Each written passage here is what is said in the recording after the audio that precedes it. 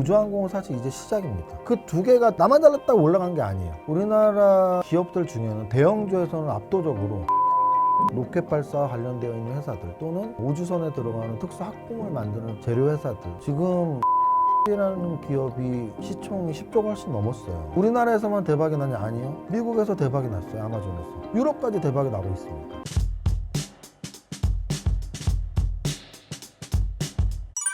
지금 우주항공 섹터는 시작점일까요? 기대감이 이미 많이 반영됐을까요? 제가 아까 반도체의 지금 주가 움직이 번호는 중간에서 끝으로 가는 사이라고 말씀드렸잖아요. 우주항공은 사실 이제 시작입니다. 그 이유는 과거에 상장의 역사들이 있어요. 상장 초기에는 야 이런 애다가 상장이 돼? 근데 상장이 되고 나서 몇 년이 흐르고 그 종목이 안착이 되고 그 산업이 안착이 되면 그 산업이 굉장히 커집니다.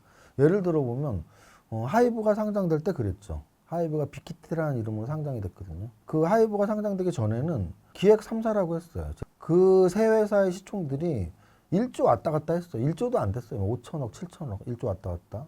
근데 하이브가 상장이 되면서 거대 공룡이 상장된 거죠. 거대 공룡이 상장되니까 우리나라의 엔터 산업이 완전히 뒤바뀌었어요. 그래서 훨씬 더 성장을 했거든요. 이거는 여러 가지로 볼 수 있어요. 예를 들어 이런 거예요. 삼성전자가 2,000조고 SK하이닉스가 1,900조거든요. 근데 계속 말씀드리지만 그 두 개가 나만 잘났다고 올라간 게 아니에요. 왜? 미국의 빅테크에서 시가총액 1위로 엔비디아가 올라섰고 AI 시대의 반도체가 중심 산업이기 때문인 거죠. 그런 관점에서 봤을 때 뭐 언제부터 우리가 민간 우주항공 시대가 있었나요? 10년 전에 민간 우주항공 시대가 있었나요? 5년 전에는 있었나요? 스페이스X를 들어본 적은 있나요? 근데 이제 민간 우주항공 시대가 열렸고 스페이스X가 상장이 된 거예요. 그것도 거대 공룡 기업으로. 그러면 이 종목이 그냥 거품으로 계속 거품이 빠지면서 이 산업이 끝난다가 아니고 그 자금으로 실제 굉장히 많은 역할들을 수행하겠죠. 이건 너무 당연한 게요. 이제 지금 사실 젠슨 왕이 지금은 1등 경제계 유력 인사잖아요. 근데 원래는 일론 머스크가 1등이었거든요. 굉장히 많은 사람들이 일론 머스크를 분석하고 호기심 갖고 바라보고. 근데 저도 그래도 좀 그런 기사들이나 일론 머스크의 사상이나 이런 걸 좀 읽은 적이 있는데 일론 머스크가 진짜 괴짜잖아요. 어떻게 전기로 움직이는 차를 만들 생각을 해요. 우주인이라는 평가를 받고 있거든요. 전기로만 움직이는 차를 어떻게 생각했지? 근데 어떻게 민간 우주선을 만들어서 화성을 갈 생각을 했지라는 궁금증이 있을 거 아니에요. 원래 일론 머스크가 어렸을 때부터의 꿈이 우주 탐사였어요. 우주 탐사. 우주의 시대. 그래서 트럼프 대통령이 당선될 때 옆에서 주 조력자로 일을 하면서 그런 이야기를 굉장히 많이 했다고 해요. 나의 꿈은 화성에 가는 거다. 그리고 우주에다가 데이터 센터를 짓는 거다. 우주의 자원들을 캐는 거다. 그러니까 이게 돈에 밝은 사람이니까 우주에 가서 그냥 예전에는 뭐 달 탐사, 화성 탐사, 약간 우리 인류가 우주를 정복했어 뭐 이런 걸 보여줬다면 일론 머스크는 그게 아니에요. 우주 관광들. 정말 억만장자들이 우주선 한 번 타면 수십억씩 내고 탄다면서요. 근데 우주 관광을 떠나서 이제는 우주에다 데이터 센터를 만들 거야. 우주에 가서 자원을 캐올 거야. 아니면 우주에서 살 거야. 사는 공간을 만들 거야. 뭐 이런 거잖아요. 그러면 시작됐나요? 지금 우주 데이터 센터 아직 시작도 안 했는데. 그잖아요. 그래서 저는 우주항공 시대는 스페이스 X를 통해서 이제 시작됐고 그렇게 본다면 한국의 우주항공 시대도 함께 열린 거다. 왜? 엔비디아가 있으니까 삼성전자 SK하이닉스가 있는 거거든요. 스페이스X가 있으니까 우리나라의 우주항공 시대도 열렸다라고 보고 있습니다. 국내 우주항공 기업도 주목할 만한 곳이 있을까요? 네, 일단은 우리나라 기업들 중에는 대형주에서는 압도적으로 하나 에어로스페이스예요. 이게 이제 대규모 프로젝트들을 해야 되는 산업이다 보니까 자금력도 있어야 되고 덩어리가 커야 되겠죠. 그러니까 스페이스X도 지금 상장되자마자 시총 탑 5위, 6위 왔다 갔다 하는 거잖아요. 그래서 우리나라에서 우주항공 산업에 가장 맞는 회사들 중에 시가총액이 크고 압도적 기술력이 있는 건 하나 에어로스페이스니까. 그래서 한국항공우주에 대한 지분 투자도 강행하고 있는 거고. 그래서 1순위로는 대형주에서는 하나 에어로스페이스를 보면 될 것 같고요. 그 다음에 사실은 제가 이제 거창하게 막 AI 데이터 센터가 우주에 열린다, 뭐 우주 관광을 간다 이런 말씀 드렸지만 사실 지금 실질적으로는 로켓을 발사하고 적외도 위성들이 돌고 그래서 거기에서 통신망이 구축되고 이런 내용들에서 인공위성 회사들도 사실 주목을 해야 돼요. 그래서 우리나라 기업들 중에 뭐 인공위성과 관련 있는 회사들 또는 로켓 발사와 관련되어 있는 회사들 또는 우주선에 들어가는 특수 학공을 만드는 재료 회사들 뭐 이런 식으로 여러분들이 구분을 해서 우주항공이 다 같은 우주항공이 아니라 하나에어로스페이스 같이 대형주 또는 인공위성 관련 회사들 또는 특수학금 소재 회사들 이렇게 구분을 해서 좀 볼 필요는 있어 보입니다. K뷰티를 반도체 다음 성장 산업으로 주목하시는 이유는 무엇인가요? 사실은 우리가 이제 뭐 AI하고 관련된 성장 산업들은 너무 잘 알고 있잖아요, 여러분들이. 이 데이터 센터에 가장 많이 들어가야 되는 반도체 회사들 그리고 거기에 전기가 필요하니까 그 전력기기 만드는 회사들 또는 에너지 회사들 심지어는 AI 데이터 센터에 엔진이 조선의 엔진이 들어간다고 해서 조선주들도 AI 데이터 센터 관련주로 막 바뀌고 하잖아요. 그래서 이제 AI하고 직간접적으로 관련된 산업들은 굉장히 많이 알고 계시죠.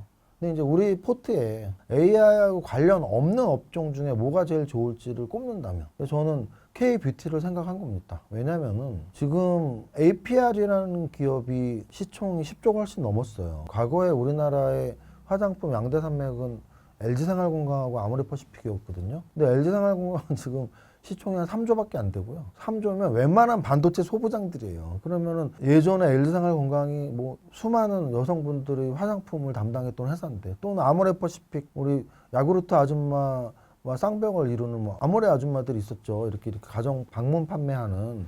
근데 지금 LG생활건강은 한 3조, 아모레퍼시픽은 한 5조 되거든요. 그러면은 APR은 뭐 하는 회사인데 사실 나이가 좀 있으신 분들은 모르실 확률이 높습니다. 그러면 좀 젊으신 뭐 20, 30대, 40대까지는 여성분들이 알 수 있는데요. 홈뷰티 디바이스라는 걸 만드는 회사예요. 그래서 우리가 피부과에 가면 사실 가장 큰 두 가지 시술이 이렇게 좀 피부를 당겨주는 리프팅 아니면 피부를 이렇게 광이 나게 하는 스킨 부스터인데 APR이라는 회사에서는 휴대용 집에서 쓸 수 있는 리프팅 홈뷰티 디바이스랑 또는 스킨 부스터를 만든 거죠. 근데 그게 대박이 난 거예요. 우리나라 젊은 분들한테. 나이가 좀 있으신 분들은 피부과에서 대우받으면서 이렇게 시술을 받지만 어린 분들은 그 돈도 없고 갈 시간도 없어요. 놀아야죠. 거기 언제 갑니까? 그래갖고 그 기기를 사서 이렇게 집에서 하는 거죠. 근데 그게 대박이 난 거야. 그래서 우리나라에서만 대박이 나냐? 아니요. 미국에서 대박이 났어요. 아마존에서. 그럼 미국에서만 대박 났나? 아니요. 유럽까지 대박이 나고 있습니다. 그럼 이게 반도체는 지금 주가가 워낙 많이 오르고 큰 시장이니까 엔비디아, 대만의 TSMC, 우리나라 SK하이닉스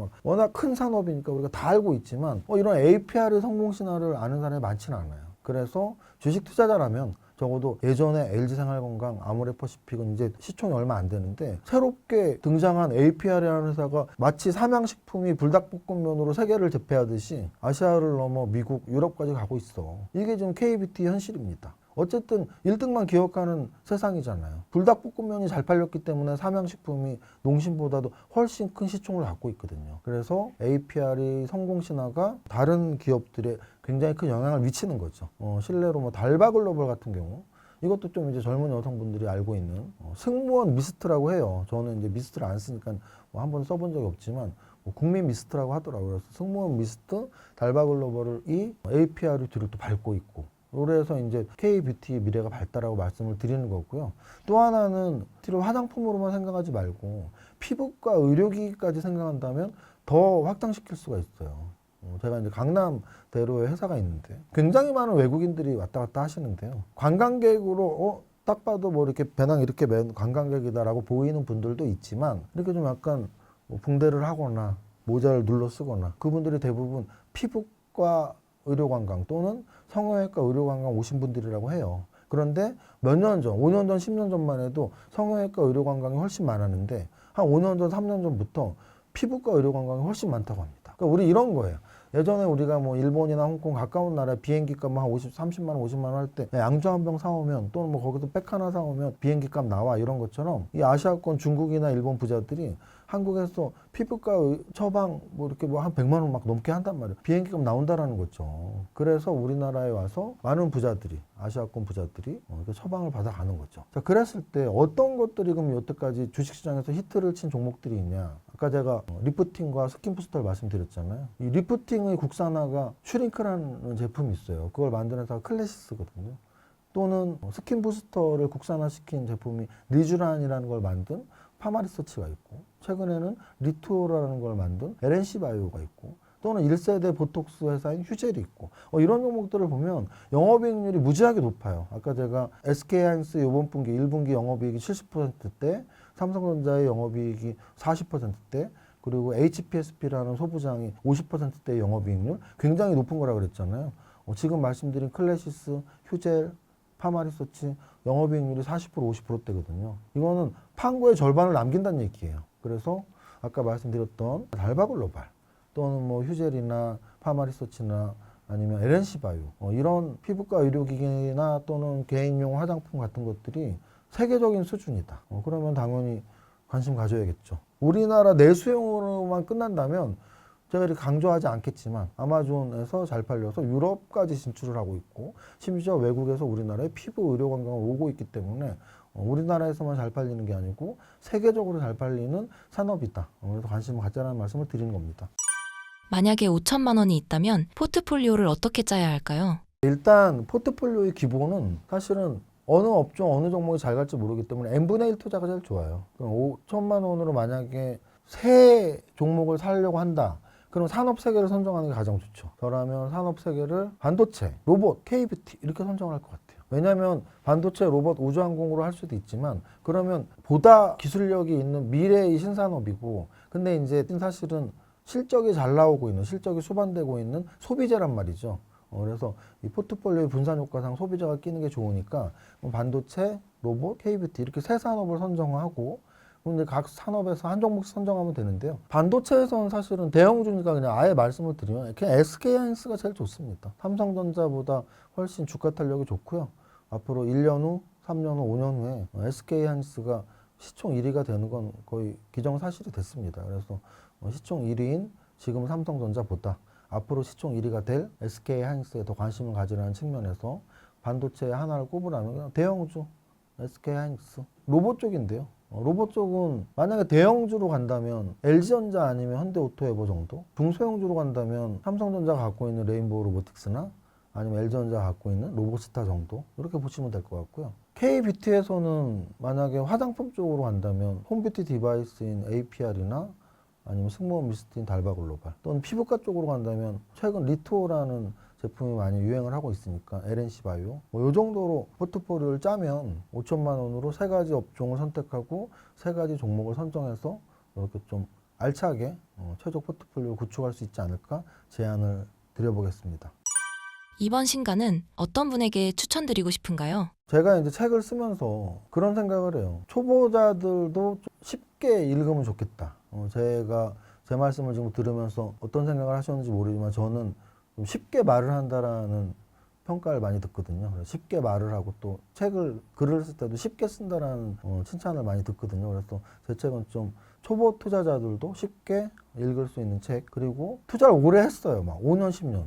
근데 아직도 가치 투자의 늪에 빠져 있거나 또는 산업 분석을 먼저 하지 않고 그냥 버텀업으로 재무제표만 보거나 하시는 분들이 꽤 많이 있는데요. 왜 성장주 투자가 중요한지 약간 그런 영감을 받고 싶으신 분들, 한 5년, 10년 했는데 수익이 잘 안 나시는 분들한테 추천하고 싶고요. 마지막으로 종목도 있어. 아까 말씀드렸지만 30종목이 들어가 있는데 그 종목을 뭐 이거 사면 돈 벌어가 아니고 왜 30종목을 픽을 했는지, 8가지 성장 산업에 어떻게 이 종목들을 선정했는지, 아, 3박자로 재무제표가 좋고 차트가 좋고 재료가 좋은 게 이런 거구나. 이렇게 같이 함께 책을 보면서 공부하실 분들에게 추천을 하고 싶습니다.